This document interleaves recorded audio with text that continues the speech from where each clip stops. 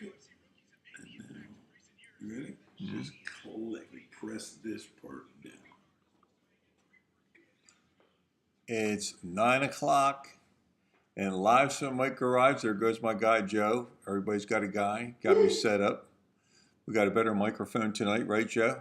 Yep, checking you now. Okay, I'm getting a thumbs up that the microphone's working good. So live from Mike's Garage is Saturday night. Thanks for tuning in here. It's 9 o'clock. And hey, Joe. One other thing is coming through on this. Just mute that. Just like that. Yep. Okay.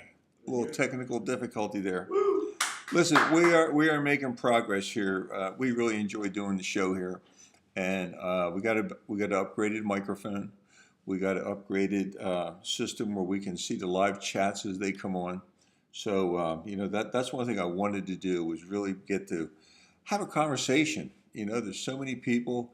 I have subscribers from Greece, Germany, England, from all over the United States. I'm heading towards 800 now subscribers, so that's really good. I'm really happy with that. Could always use more. I've got to get to 1,000. Try to get some more upgraded equipment in here. And one of the things I really wanted to do is recently the kids went back to school. I got a few grandkids around in the area, and we're playing soccer, we're playing t-ball, we're playing baseball, we're playing basketball. So it keeps you really busy during the week and on the weekends trying to keep up with all the sports with all the different grandkids because we want to go to all of them, okay? We just enjoy the heck out of all of it. So we're really looking forward to doing that on the weekends. And one of the things we're trying to do next to improve this is to be able to talk about it and then cut over and show you some of the videos while we're live, okay? We need to get some more upgraded equipment with that, so we're struggling with some finances here to get that done, but we'll get it done. We will get it done. I hope the microphone's coming through better. I hated that echo from the other. So we got a better microphone, a better viewer here to see the comments as they come in. So send me a comment. Let's see what you want to talk about. One of the latest comments I got, those of you who have watched before, I do a lot of odd job things and try to do things around the house and show everybody how we do it here. One of the things was the Filter Queen vacuums, okay? I put up maybe a dozen or so vacuum videos about how to fix it, how to maintain it, where to get filters. And one of the comments came in, I think it was AC. He wants to know why all of a sudden the Filter Queen vacuums, which is very expensive, is like a $3,000 vacuum. It's better than HEPA. It cleans the air, purifies the air. 99.99% of all the impurities are taken out of the air. It removes odors and things like that. So enough with the commercial.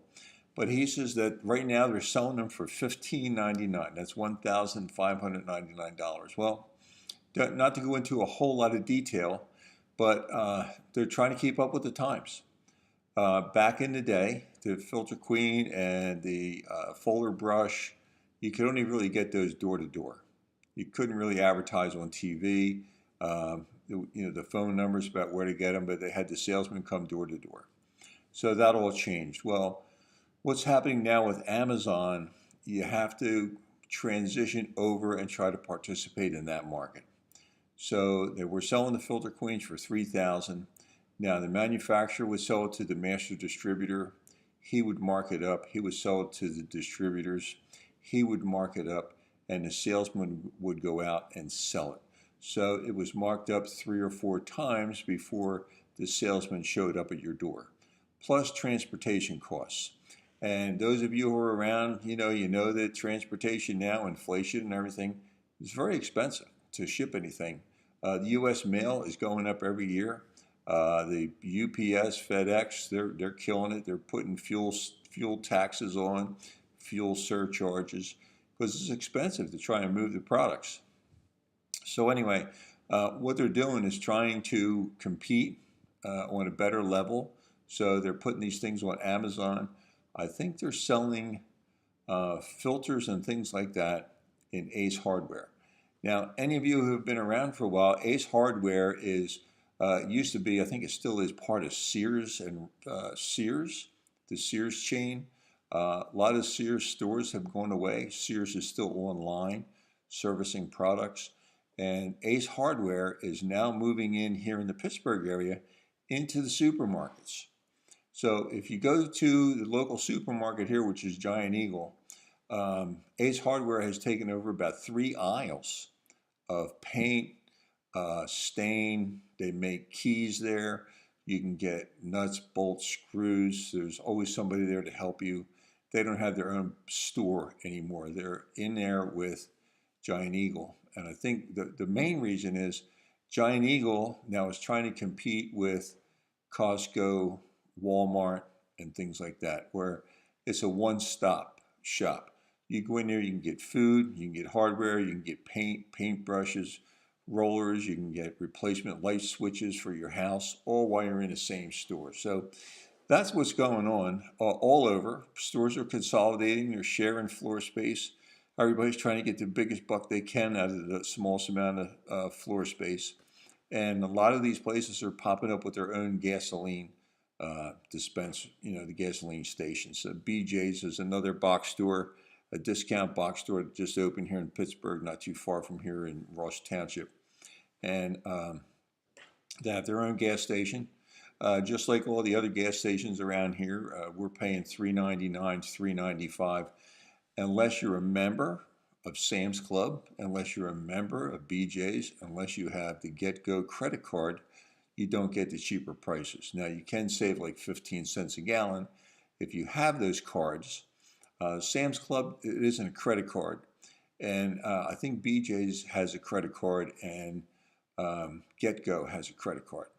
And the other big one around here is Sheetz, the Sunoco's, the 7-Elevens and all that. Most of the 7-Elevens around here now are selling Marathon gas, and you can get a Marathon card that gives you 5 cents off a gallon, but it's still $3.99. So you save 5 cents. So that's what's going on with the Filter Queen. They're trying to compete locally. They've cut out all the middlemen. It's factory direct right to the customer. So you lost out on the master distributors, the salespeople. They're not around anymore for the most part. I know there's a couple shops where they still do repairs. Parts are still available. You can get parts at local sweeper shops, some of them, to get the right parts and get them fixed. You should always buy the factory direct parts, because I know I've seen a couple parts where you get them for a Filter Queen and they just don't match up. So stick with the original equipment is always better. So what I always say. Okay, one of the things that came up the other day, and thank you for your comment on that, AC. I do appreciate that. So I'm looking forward to getting other comments from other people, but we're going to move on to the next thing I had on my list here to talk about. I guess as John Kerry is out there, and I usually don't talk about it. I'm trying to not to make it political, but we're always talking about climate change, okay? Now, I'm a believer in climate change. I believe that the climate is changing. The climate has been changing for 10,000 years or more, because the area here in Pittsburgh used to be covered by glaciers, and the glaciers have been receding for thousands of years. They've gotten smaller and smaller and smaller. They're not stopping. They're still receding. I don't know what your plan is to stop it. You're raising taxes. I'm not allowed to have plastic bags. I'm not allowed to have this. I have to cut back on fossil fuels. I have to get an electric car to save the planet. I don't believe it. I don't think there's very much you can do to stop it. What we should be doing is spending all the money and figuring out what it's going to typically be, okay, and how do we live in the new climate that it's going to come. Are the storms really getting stronger? I don't think so. Are we getting more rain in some places? We still have droughts. Some areas are getting heavy rains, like maybe they haven't for 50 years or something like that. But I really don't think you're going to be able to stop the climate changing. I think what we have to do is focus on adapting. If the sea levels truly are going to be raised by 3, 5, 10 feet, I mean, there's all kinds of different guesses as to what's going to happen when the glaciers melt. Okay, if something else happens because the oceans are getting too warm And I know in the Pacific, the oceans are getting warm because of the volcanic activity under the ocean, which we can't do anything about that. What are you going to do? So the ocean's warming. It's making the climate warmer off of Mexico, off of Southern California. What's it called? El Nino or El Nino or something like that. And when the ocean water is extremely hot, and it does warm the planet. That's all there is to it. So I don't think you're going to be able to do much about that except scare everybody is what you're going to do. If the ocean is really going to raise 10 feet, why are we still letting people build houses along the beach? I don't know. Are you serious about it? And then you have to stop them. You have to tell them they have to relocate. We have to vacate that area because in 20, 30, 50, 100 years, the water's going to be up to their windows. If that's really true, then they shouldn't be allowed to build houses there, so we have to prepare for it. But anyway, I hate to say that the politicians have to make up their mind because they never do. It's either you're with us or you're against us kind of an attitude. I don't even want to talk about politics.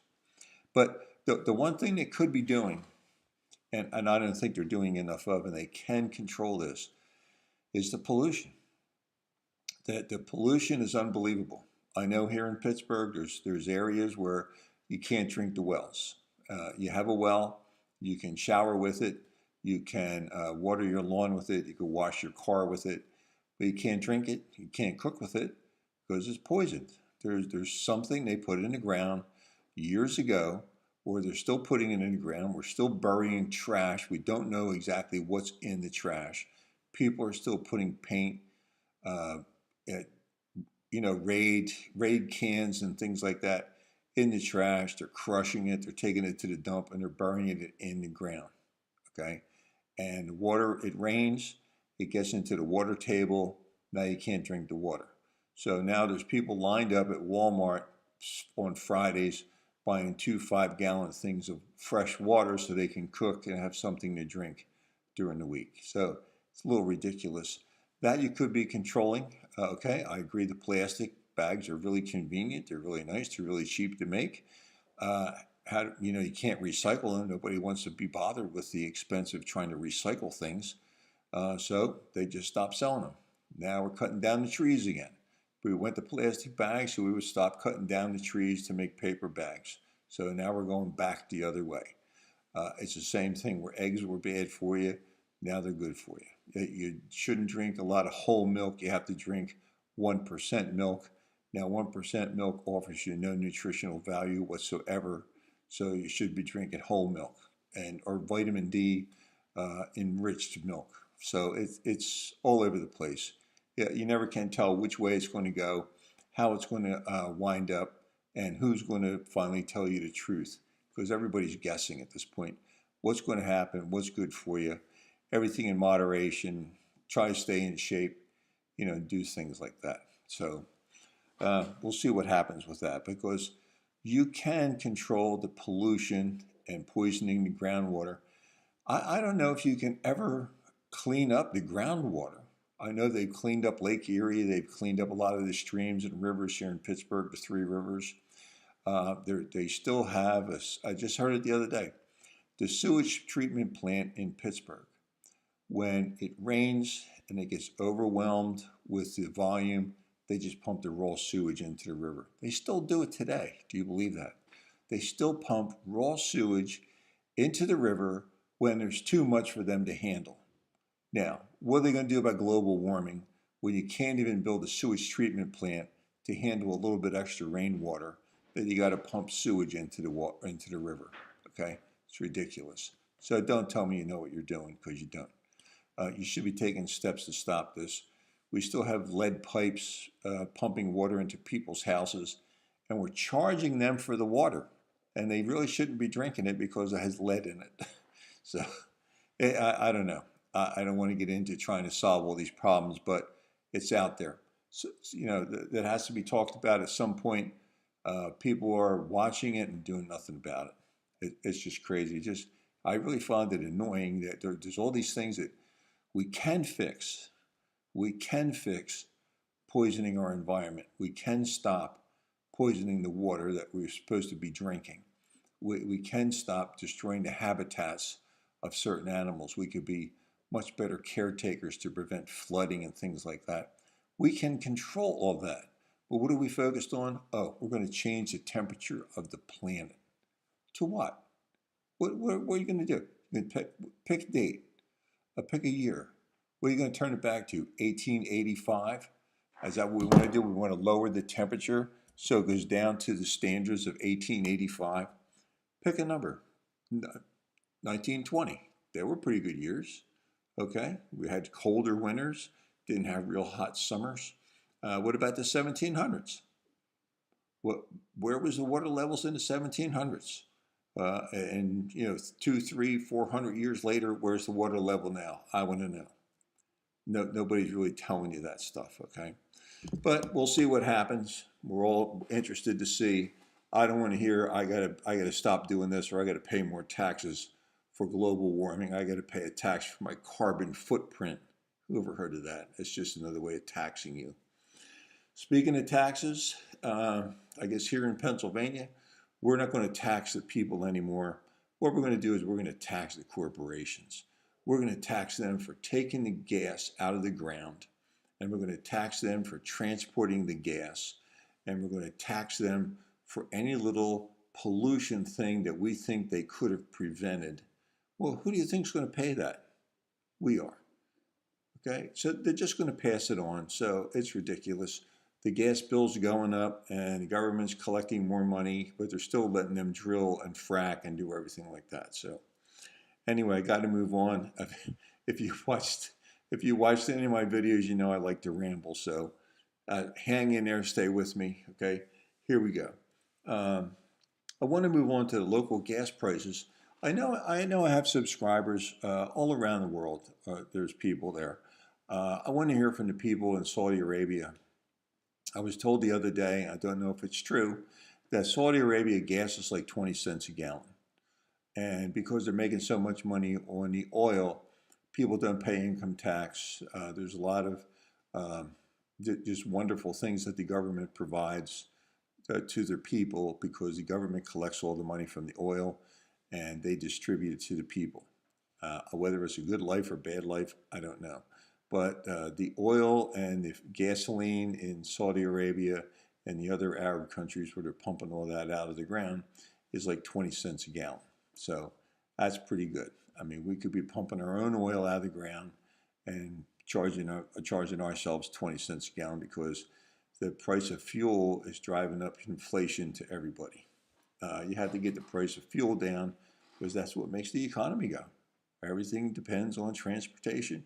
We depend on transportation to get to work. A lot of the jobs are service driven, where you have to go there or they have to come to you. So it all has to change. It all has to come to a head here sooner or later. $3.95, like I said, was the cheapest price here. If it's just straight up, $3.95 a gallon. If you have a special credit card, or you have a membership card that you have to pay a fee to have, then you can get a cheaper price. But I think they're just waiting for the election to be over, and gas is going to go probably up again. I can't see it coming down anymore. They're making too much money. A little solo cup with some cold water. Well, listen, the next thing I had on my list, and I'm looking for some comments here.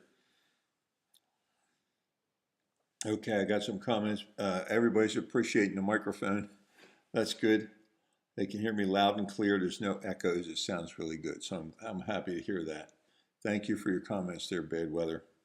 I do appreciate it. Okay, I wanted to talk about the Agent Orange.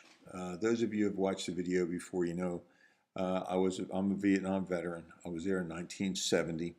There's a couple other guys around here. There's a radio guy. I just can't think of his name right now. He was in the 46th Engineers, 1970. I think he was in D Company. He was a dump truck driver. I was in Headquarters Company, 46th Engineers. We would follow the Army around the 199th Infantry, build roads, clear booby traps, clear mines, things like that. They didn't call them improvised explosive devices. They just called them booby traps back then. So that's what we did. We rebuilt things. We built parking lots. We built little towns. We cleared roads. We made more roads so you could go from point A to point A to point B without a lot of dirt roads to go down. We put asphalt everywhere. We had our own quarry, dig up the stones, crush them. We had a giant rock crusher, and that's what the dump trucks did every day. You had to drive 5 loads of stone or 5 loads of asphalt, keep the roads moving, keep it going. Okay, Chris Moore, that's the guy. He's a radio show host here in Pittsburgh. Chris, if you're out there, glad to have you as a subscriber.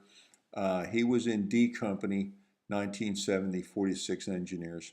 He actually did a special, and a couple of his buddies from the Army went back to Vietnam. And now, this goes back to what I started to talk about was Agent Orange. So I'm going to tie all this together here. They actually have a museum, and I know it's a communist country now, and they pushed us out, or we left, whatever you want to say. We just gave up and left. And a lot of people didn't want us to leave because they didn't want to live under the communist. But anyway, that's not over and done with.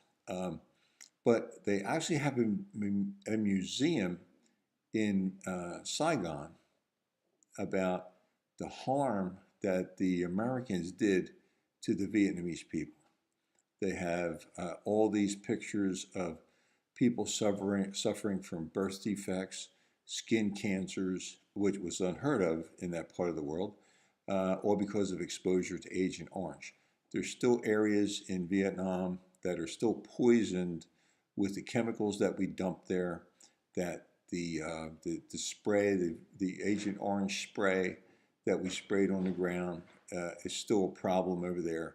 And they have a museum showing all the birth defects and everything that America did to Vietnam.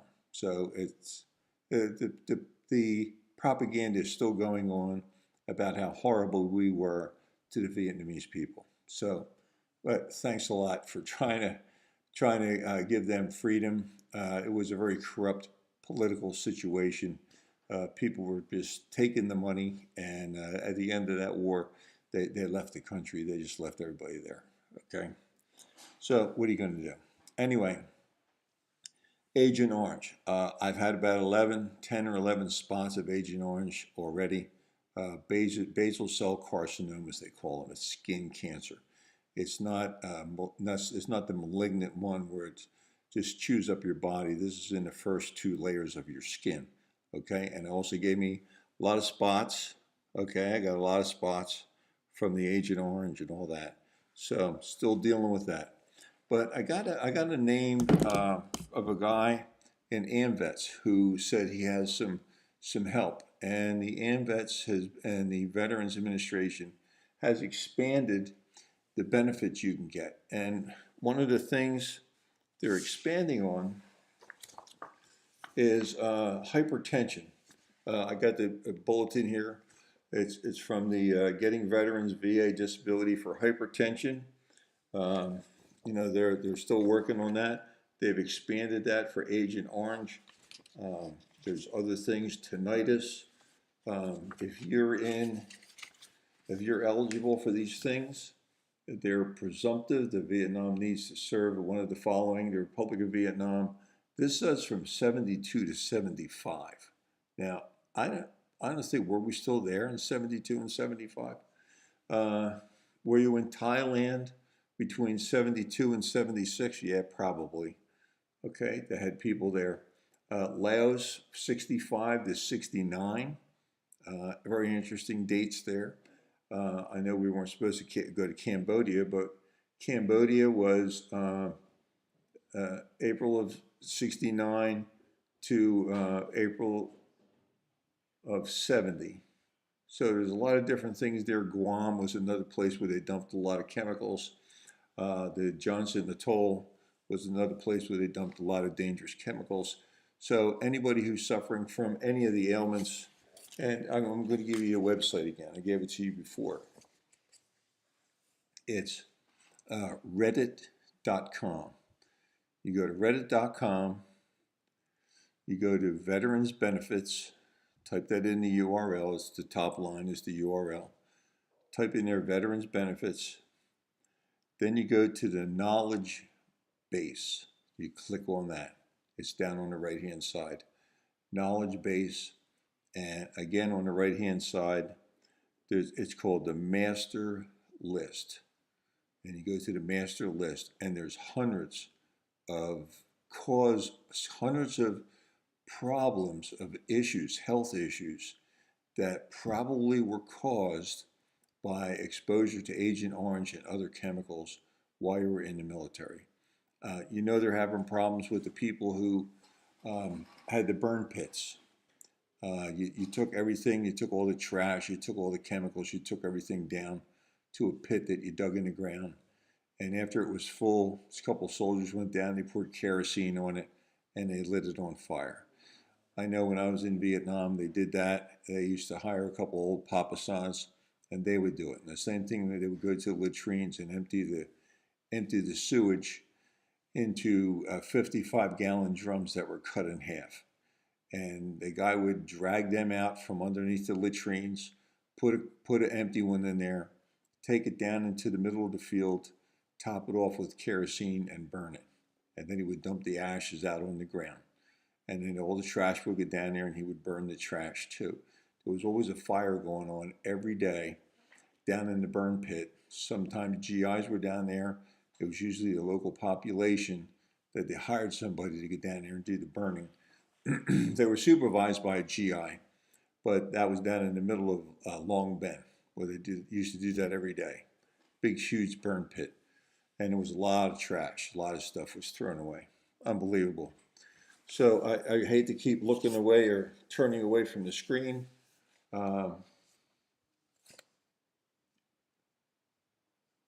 Democra, is that how you say your name? Thanks for your comment there. Jesus is Savior. I guess we're reaching right up to the Lord. Okay, thank you for your comment. I do appreciate it. Somebody's watching. That's good.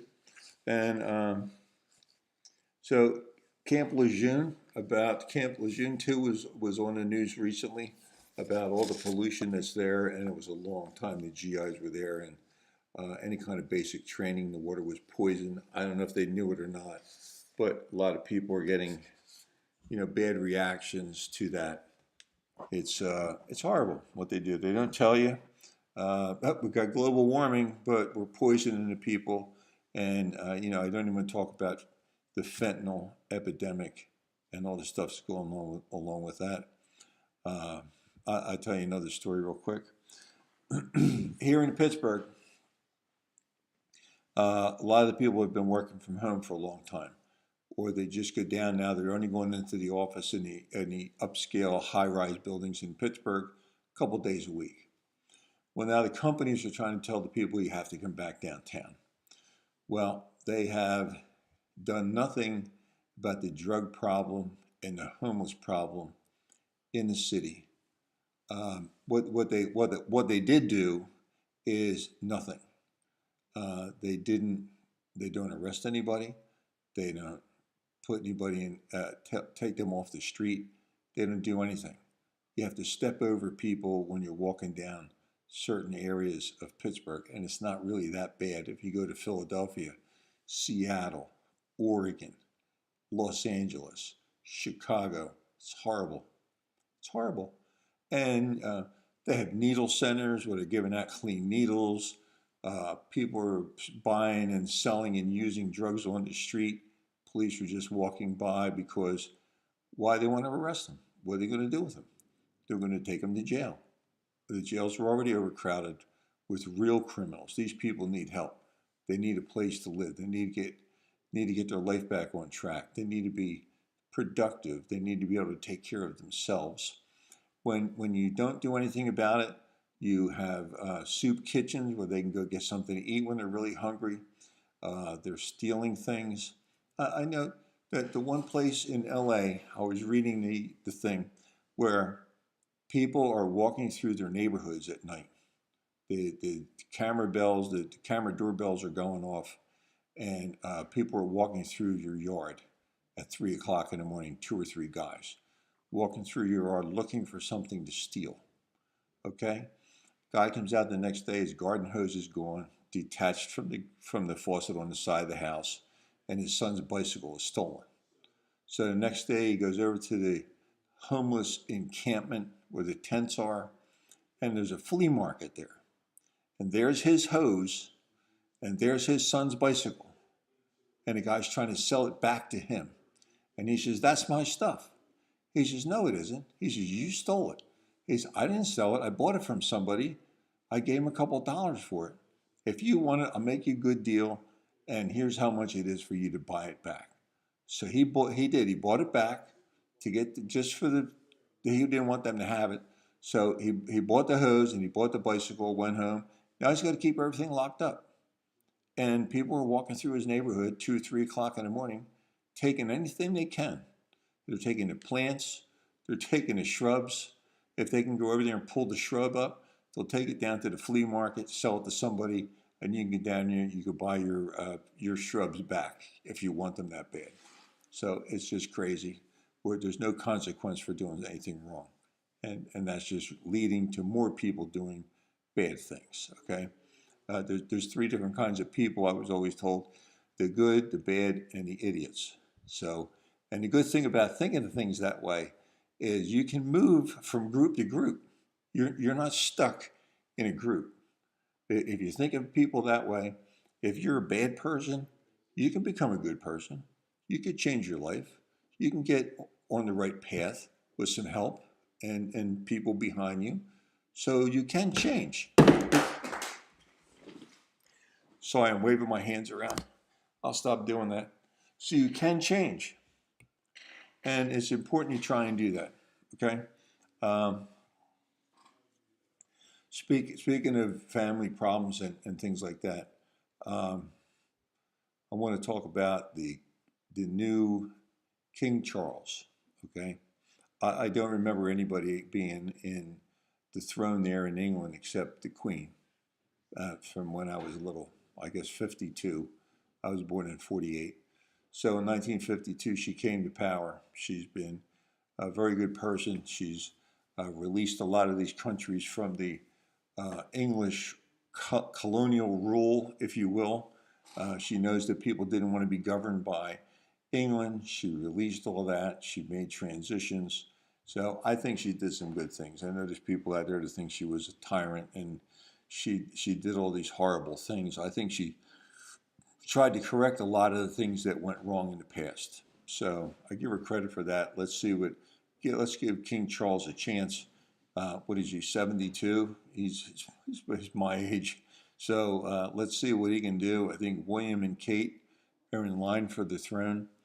I think they've made it so that Harry and Meghan are not going to even get a shot at it. I don't know what they do. I guess William's children would be the next in line for the throne if William does get to take the throne at any point in time. The other thing is, I mean, royalty and the way they treat the royalty over there is unbelievable. They said that Charles and Carmela, the Queen consort, that the residence that they were living in was a castle, and had over 100 people there as people to help, servants, if you want to call them that. I think that's what they call them, servants. So we're people called dressers, cooks, groundskeepers, soldiers, for all the pomp and circumstance went on if you went there to visit him. So it's quite a lifestyle, and it's necessary, I guess, for a monarch to be treated that way.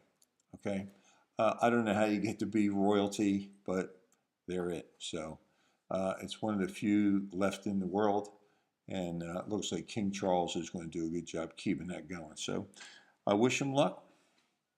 What else are you going to do? I mean, I think he can. He's been there a long time, watching what goes on, and I think he'll be a good leader for England. So we'll see. England has been very active, and I want to switch over and I want to start talking back. I'll go back to the Ukraine, to the war. Okay, soldiers, Ukraine war. It's coming to light about how effective the weapons are that we're sending Ukraine. The latest missiles and the artillery and the reconnaissance with the drones, the kamikaze drones, the reconnaissance drones are sending back GPS locations, exact GPS locations. They program that into the rockets, and they shoot the rockets, and the rockets destroy the targets. So this is causing Russia big-time headaches. He's got some pushback from the country. The one report said he had over 50,000 Russian troops killed. Okay, 50,000. What has it been, 6 months? That's unbelievable. So he's got to be getting pressure from home to get the hell out of there. I mean, how much more of a loss can you take? The drones and the artillery and the offensive by the Ukrainian soldiers, they are just devastating the supply lines, which is what the armies run on. Okay, the ammo, if you don't have ammo, you can't fight. If you don't have artillery shells, you can't fight. If you don't have ammo for the guns, you can't fight. If you don't have fuel, you have to have fuel for the vehicles. I know that the tanks, sometimes you get 3 gallons to a mile is what they used to chew up, that I remember.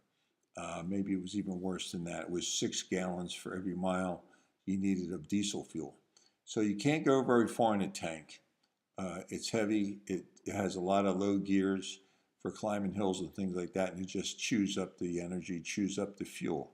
So you have to have that. Ukraine has been targeting supply lines. They've been targeting ammo dumps. They've been targeting the leadership when they establish from reconnaissance that here's where the leaders are, here's where the colonels are, the generals, the infantry leaders. They're attacking those positions, killing or hurting the leaders, chasing them out of town, destroying the supply lines, destroying the food. So if you're a soldier, you're not getting any food, you're not getting any pay, you're not getting anything except shot at by the Ukrainians, pretty accurately too. And they're doing a lot of looting.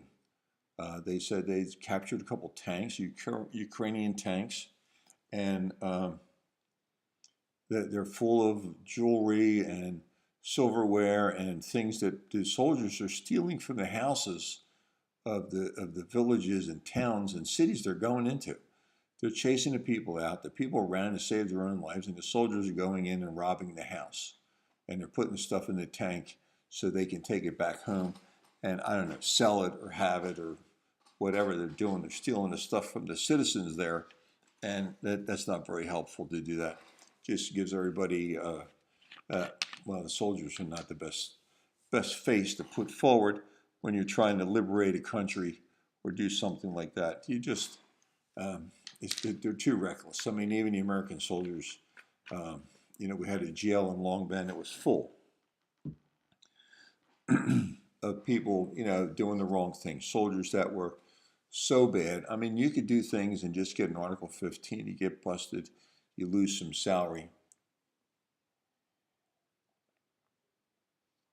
But guys that were, you know, shooting people for no reason, killing people, civilians, harassing the women population over there, those are the guys that were locking up in Long Bend. So it's sad that that happens. I mean, there's people doing bad things over there. But the Russian soldiers, they're deserting. There's been many reports. I mean, I have no firsthand information. Believe me, I'm not wired into anything like that. But they said they're deserting. They're leaving their post. Sometimes they're being shot by their own soldiers for being deserters. But they don't want to stay there and be killed. They don't have any ammo. They don't have the right equipment. The equipment they're running is inferior. They can't get parts. They can't get fuel. It can be very discouraging. Well, on the other hand, the Ukrainian army, I think that the leader, Vladimir Zelensky, he's doing a good job keeping everybody focused. He's visiting the troops. He's trying to keep everybody focused on the victory. They've attempted to assassinate him a couple times already, And so, I mean, but he is having success in keeping his troops rallied. There's a lot of training going on with the new equipment that's coming in. They're getting the best of the best, the American equipment, the equipment from Germany, Russia, from Germany, Sweden, Finland, all these LOL rockets that they have, and the kamikaze drones and everything, the rockets, especially the GPS rockets. They're just devastating. They're anti-personnel. They come in and they just pepper the whole area. Anybody that's in, a couple hundred yards of this area is just wounded or dead. I mean, that's what they can do to you. The problem is that you don't know what Russia's going to do. I mean, they're going to get, he's not going to want to lose. He's not going to want to lose. He's not going to want to be embarrassed that he has to pull out and leave, even though he lost 50,000 soldiers. He's going to stay. He's going to have to win. He's going to do something. I mean, he keeps threatening that he's going to use nuclear weapons, or he's going to damage one of the nuclear power plants over there.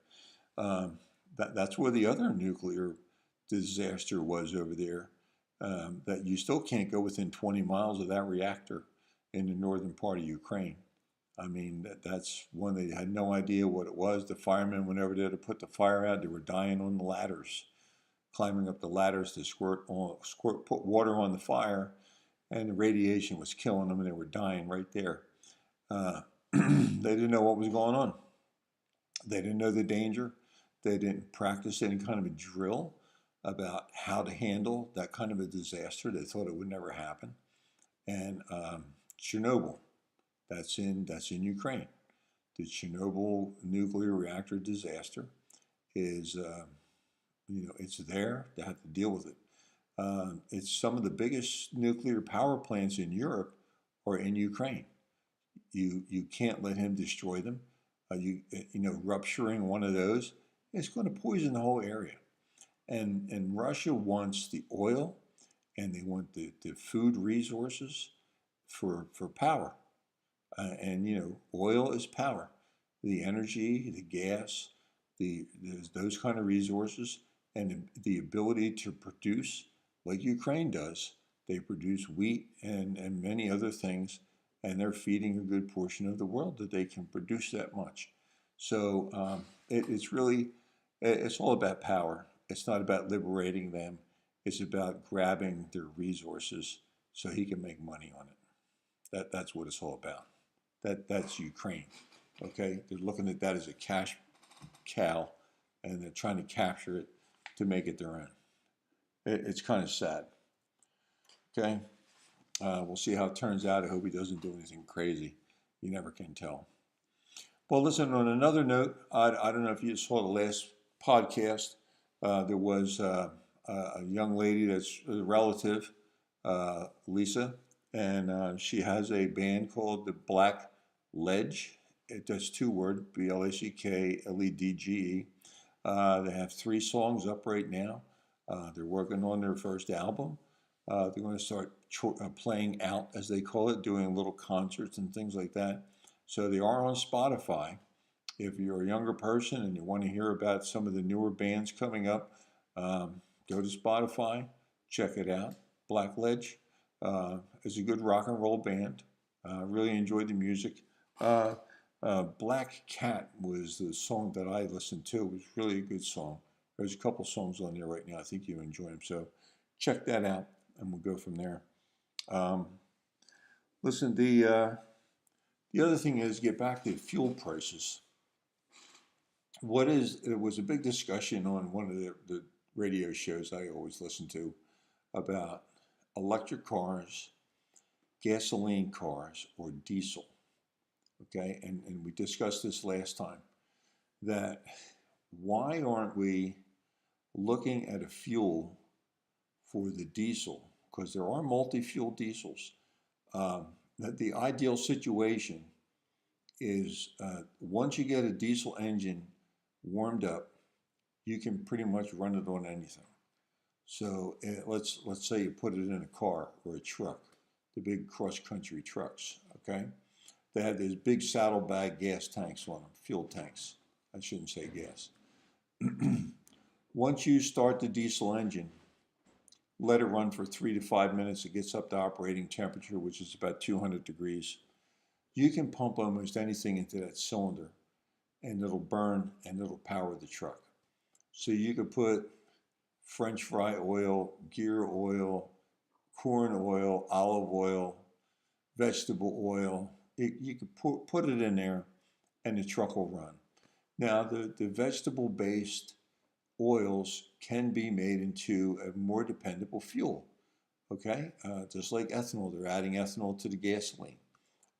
Doesn't really hurt the engine, maybe gives you a little, it's a feel-good kind of a thing, okay? Just makes you feel good that you're not running on it's not pure gasoline. You're running on a multi-fuel, an optional fuel. Well, in the diesel, now they're talking about adding 10% vegetable oil to the diesel fuel. So when you go in with your car or your truck or tractor trailer, and you're going to buy 100 gallons of diesel fuel for your rig, 10 of those gallons are going to have to be vegetable oil. Well, you know what? Driving in a warm climate, that would be okay. It really wouldn't hurt. It wouldn't hurt the way it runs. I don't know why you would want to pay $3.50 a gallon for vegetable oil. I know olive oil is that expensive, but any kind of vegetable oil, corn oil, those kind of things, Wesson, can you just put a gallon of Wesson in a tank? Yeah, it'll run on that. It does have to be filtered, but there's a way for them to make a multi-fuel vehicle that is non-petroleum based, okay? You do have to use diesel fuel, and here's what you have to do, okay? This is my idea, my opinion, and I've read a lot of different things about it. You have to have 2 fuel systems in your car. So let's say you have a 10-gallon tank of diesel fuel, and you have a 10 or 15-gallon tank of multi-fuel, which is corn oil, olive oil, drain oil, whatever you want to put in the other tank. So you start your car using the diesel fuel. And once the car gets up to warms up and it gets to operating temperature, then you switch over to the other tank. Now your diesel, your multi-fuel engine is running hot. Anything you put in there will burn. It'll make combustion and it'll run the car. Okay? So now you run the first 3 to 5 minutes of your 20-minute road trip wherever you're going, your commute, if you will, and you run the rest of the time on olive oil, French fry oil, non-polluting, actually smells pretty good. If you've ever been around a car that's burning French fry oil, smells like French fries, so it's like you're outside of McDonald's, and you drive most of the way to where you're going, or using French fry oil. Now, a couple minutes before you get there, you have to switch back over to diesel fuel to get the French fry oil out of the system, because if French fry oil cools and it's cold, it will gel. It will get real thick, and you've seen that when you put a can or you open a can of soup that's been in a cold environment, and you cut the top off, and you have these little globs of oil on the top that have gelled. And we take them out. You don't want to put them back in, but now it won't start. So you can't have that sit in the engine. You have to get that out of there. So you have to cleanse the fuel system by running diesel fuel through the system and going from there. And then you switch it back over to diesel fuel, so you'll have all diesel fuel in there. So when you go to restart the car, it won't be a problem starting. Probably wouldn't have that if you were in the South, Florida, Southern California, where it's warm all the time, Mexico, South America. The diesel is very popular in Africa because it's easier to get. See, when you refine crude oil, the first thing that they do with the crude oil is turn it into diesel fuel. So that's a quick, that's what you get. You got diesel fuel. Now you have to do other things to it to refine it, to make it into gasoline. Gasoline is more volatile, it's more explosive, it's burns at a hotter temperature. Okay, it'll burn on lower amounts of combustion.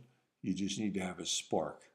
Where diesel fuel, you just inject the fuel into a hot compressed cylinder, and it burns, and that's what gives you the combustion you need to keep the engine running. So I know I'm oversimplifying it there. If you have a better explanation, please give it to me in a comment. I'll be glad to put it up next time we have a video. Next time we have it, next Saturday night, 9 o'clock. We're going to try to do this every week, 9 o'clock on Saturday, and we'll go from there. So from diesel to gas to electric, I think we're already having a problem finding charging stations to charge all the cars in California. I know there's a couple places around here, there's 10 or 12 charging stations, and they're not always being used. Some of the places, you go there at night, you go there at 10, 11 o'clock at night to get some gas or to get a cup of coffee or something, whatever you go there for. There's nobody there charging their car. So I don't know how much it costs them to put in all those charging stations, but around here we have them. I'm not seeing a lot of people use them. There was a Whole Foods market not too far from here. They had two charging stations. It was a back-to-back thing. You had to come in from each side. And there was two charging stations there. And it never got used, and then it broke, and they can't get anybody to fix it. And it's just sitting there. It's out of order. It's been out of order for months. And nobody's taking it out. They're just leaving it sit there broken. So I don't know what's going on with that. Electric cars are popular. You see a lot of them around here. Some people are putting the charging stations in their home. If you have an electric car, how much does it cost you to charge the car overnight? I know I have a friend of mine had bought a Volkswagen. I think it was a Golf. It's electric, 100% electric. Has a 150-mile range on a charge. He only drives about 40 miles a day, so he's fine with that. Every 2 or 3 days he can charge it. He says it costs him $9 to charge it, which is a lot cheaper than going 300 miles no, it wouldn't be that much. 40 miles a day times 3, 100 miles. So he goes 100 miles and it costs him $9 to charge it. So that's like 2 gallons of gas, right? So 2 gallons of gas usually would get you about 50 miles, 80 miles, depends how much fuel you get. So you don't get that much more for $9 in electrical fees to charge the car. You could probably go at least 80 miles, 100 miles on the charge, or 80 miles using a couple of gallons of gas if you have a good car with a 4-cylinder, which he said the Golf, it doesn't have a lot of acceleration. It does okay. It's just an okay with acceleration. It's okay with handling and all that. The one thing he told me that he had a problem with, or he is having a problem with, that typically when you buy a new car, a gasoline car, you can drive it on 30, 40,000 miles. As long as you kept the tires inflated right and you kept rotating the tires every time you got the oil changed, that the tires would last 30 to 40,000 miles. He says he only gets 20,000 miles. The tires were totally worn out because the car is so heavy. They didn't put bigger tires on the car. They did put a heavier suspension on the car, so it would ride about the same, but it weighs twice as much as a regular Volkswagen because the batteries are under the floor in the passenger compartment. It gives you a low center of gravity, but it also gives you a heavy car going around corners. He says it's not that you can stomp down on the gas and it spins the tires and he's burning all the rubber off the tires with over accelerating. He says that's not happening. Going around turns and just daily driving, it's so heavy on the tires, he's not getting any kind of mileage out of the tires. Okay, you can say there's a give back one way or the other, but he has to change the oil every 3 to 5,000 miles. I don't. And he's got other expenses that he has to deal with, the exhaust system, and he repairs to that, catalytic converter, antifreeze, coolant, all of those things that you don't have on an electric vehicle. So it is cheaper, I guess, in the long run to maintain an electric vehicle. But then the question was, okay, two things. What do you do with the batteries when they have to be changed? Now, he says he has a 50,000 mile, 5-year warranty on the batteries. If anything goes wrong with those batteries, 50,000 miles or 5 years, they're replaced for free. I said, okay, that's great. What happens in year 6? What happens? How much are the batteries? $2,000, $3,000, $4,000 just to get the new batteries. How much is it to put them in? And how much do you have to pay to get rid of the old batteries? Because if it's an old lead acid battery, we're right back to polluting the environment. What are you going to do with a 2,000 pound battery? Where are you going to put that? How do you get rid of it? What do you do? Burn it? You can't bury it in the ground. You can't do that. It's going to pollute everything. So those are the questions. If you know the answers, give me a comment. Be glad to talk about it, because I think we have to talk more about the electric cars, gasoline cars, multi-fuel cars. You know, if you have a multi-fuel diesel, you can go to McDonald's and get there. They probably use 10, 15, 20 gallons of French fry oil a week, easily, okay? So you should be able to go to get 20 gallons of French fry oil. You filter it, you put it in the gas tank, and you run your car on that. It's free until the government finds out that you're doing it, and then you're going to have to pay a tax because they can't have you driving around for free. Okay, you already pay more to register an electrical car than you do a gasoline car, because they're missing out on the gas tax that they use to repair the roads. So you got to pay more because it's only fair. There you go. So it's no cheaper. But if you know more about that, give me a comment. Be glad to talk to you about it. And the other thing here, I talked to you about the slow upgrades we're doing here. I got better lighting. I got a better setup here to read the comments as they come in. And I got a better microphone. Hopefully that makes things better. We're still trying to improve. As we improve, we get more subscribers. As we get more subscribers, we can get closer to 1,000. I think if it's over 1,000, we can start making some money to buy some better equipment. Because, like I said, I'd like to play clips of different things. I know I sit here and talk the whole time. It's hard on your voice to talk for an hour straight. I don't know how to talk show people do it. I guess they get breaks with commercials and things like that. But just talking and doing that, you know, I apologize. It took a couple swigs of water here while we're talking, just to keep the voice from cracking. But, you know, I need more subscribers. So please give me a subscribe. Give me a thumbs up, a like. I'd like to keep doing the show. I'm working on I would like to get a couple different things. I'd like to get the equipment where I can do interviews. I have a couple people that I would love to have on the show. You know how to do the split screen with a guest. There's a couple guys from the VA that said they would be willing to come on and talk about their experiences in Vietnam. I have some other veterans. I already did a couple shows with a guy who was a drone pilot. Well, he wasn't the pilot. He was the spotter, and he was the analyst on the drone. So there was a pilot. The pilot took them where they told them they wanted to get the information from, and then he gathered the information. He was a spotter. He was trained on how to look at personnel, where they are, how to pick out a tank, how to pick out other supply vehicles, and how to call in the coordinates for a strike. He says sometimes even their drone was capable of striking the target. So very interesting. I want to try to do more of that, but I need more subscribers so I can get some more equipment to get to that level.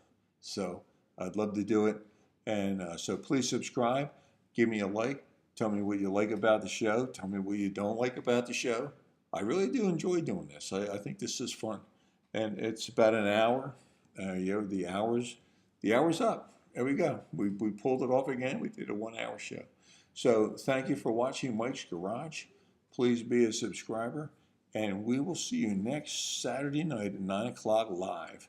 And we're going to try to do more videos during the week too, to keep things going here. And I got some really interesting things coming up on that too. I'm going to take you to the baseball games and basketball games, okay? Have a good night, everybody. Do something nice for a stranger, and we'll see you next week.